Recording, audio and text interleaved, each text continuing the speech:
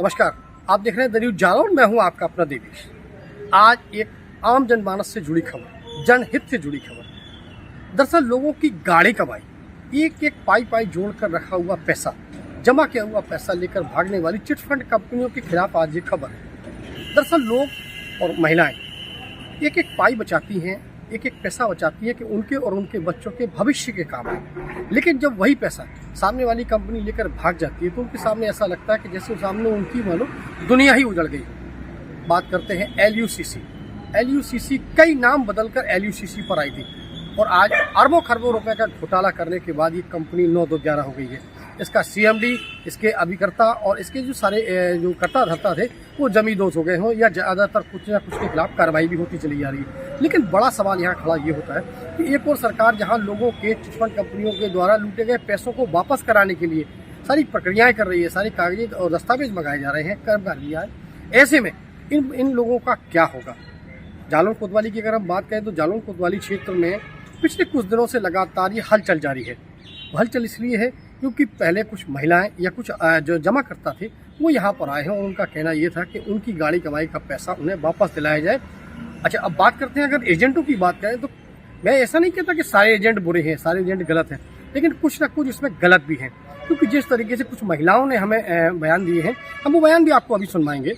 उनका कहना ये था कि उन्हें न तो कोई पासबुक दी गई है, न ही कोई रसीद दी गई है। उन्हें एक छोटी सी डायरी में सिर्फ उनके द्वारा जमा किया हुआ पैसा दिया गया है। उसमें लिखा गया कि इतने रुपए इस व्यक्ति से लिए हैं। और उसके बाद उनका कहना एक बात चीज़ और था कि उन्होंने डाकघर में जमा करने के लिए पैसे लिए, लेकिन वो पैसे कहाँ जमा किए ये अभी तक कोई किसी को जानकारी नहीं है। और वो जब उनसे पैसे मांगने जाते हैं तो अभद्रता की जाती है।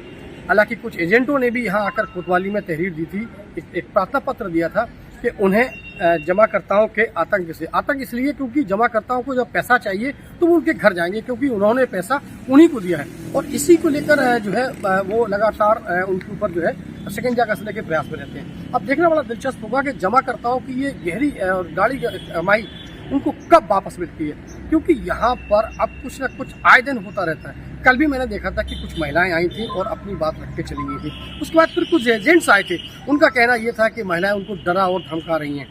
कहीं ना कहीं ये पेच बड़ा दिलचस्प होता चला जा रहा है। देखना बड़ा होगा कि अब ये इन लोगों का जमा किया हुआ पैसा, इनकी गाड़ी कमाई इन्हें वापस कब और कैसे मिलेगी।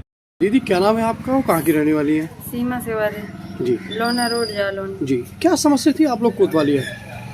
लज्जाराम चतुर्वेदी ने हमारी आरडी खोली थी डाक खाने के नाम से जी। अब वो कहते हैं कि हमने समय पूरा हो गया अक्टूबर में जी।